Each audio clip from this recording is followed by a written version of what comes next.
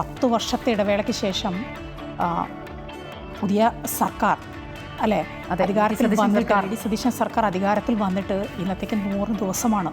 പക്ഷേ ഈ 100 ദിവസം എന്ന് പറയുമ്പോൾ ഒരുപക്ഷെ ഒരു പ്രോഗ്രസ് റിപ്പോർട്ട് എന്ന രീതിയിലൊന്നും നമുക്ക് ഒട്ടും കാണാനുള്ള സമയമായിട്ടില്ലെങ്കിലും ഹണിമൂൺ പീരീഡ് ആണ്, അങ്ങനെയാണല്ലോ പറയുന്നത്.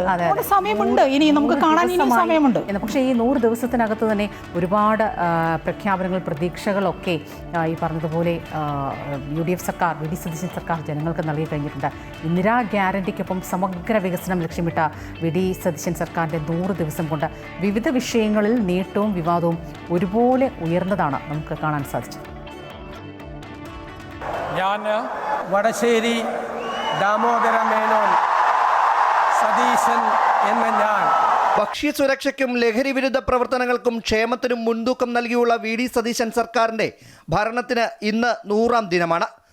ഓണക്കാലത്ത് വിലക്കയറ്റം പിടിച്ചു നിർത്താനും ക്ഷേമ പെൻഷനുകൾ ജനങ്ങളിലേക്ക് എത്തിക്കാനും തിരുവോണത്തിൻ്റെ തലേന്നാൾ 100ാം ദിനം ആഘോഷിക്കുന്ന UDF സർക്കാരിന് കഴിഞ്ഞു.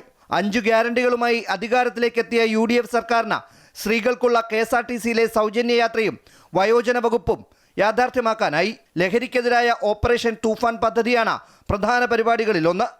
കായിക മേഖലയുടെ സമഗ്ര മാറ്റത്തിന് ഓപ്പറേഷൻ കളരിയും മൂല്യവർദ്ധിത ഉൽപ്പന്നങ്ങൾക്ക് ഊന്നൽ നൽകുന്ന സ്മാർട്ട് പദ്ധതിയും സർക്കാരിൻ്റെ നേട്ടമാണ്. അതേസമയം സർക്കാർ പ്രഖ്യാപിച്ച 100 ദിന കർമ്മ പദ്ധതി 50 ദിവസം പിന്നിടുമ്പോൾ നാമമാത്രമായ പദ്ധതികൾ മാത്രമാണ് നടപ്പാക്കാനായത്. 50 വകുപ്പുകളിലായി 602 പദ്ധതികളാണ് 100 ദിനം കൊണ്ട് നടപ്പാക്കാൻ സർക്കാർ ലക്ഷ്യമിട്ടിരിക്കുന്നത്. ഹെലികോപ്റ്റർ, വീര്യം കുറഞ്ഞ മദ്യം, പ്രിയദർശിനി യാത്ര എന്നിങ്ങനെ വിവിധ വിഷയങ്ങളിൽ വിവാദങ്ങളും 100 ദിനം കൊണ്ട് സർക്കാരിന് കേൾക്കേണ്ടി വന്നു. പ്രതിപക്ഷത്തായിരുന്നപ്പോൾ എതിർത്ത പദ്ധതികളാണ് UDF സർക്കാർ നടപ്പാക്കുന്നതെന്നാണ് ഇടതുപക്ഷത്തിൻ്റെ വാദം.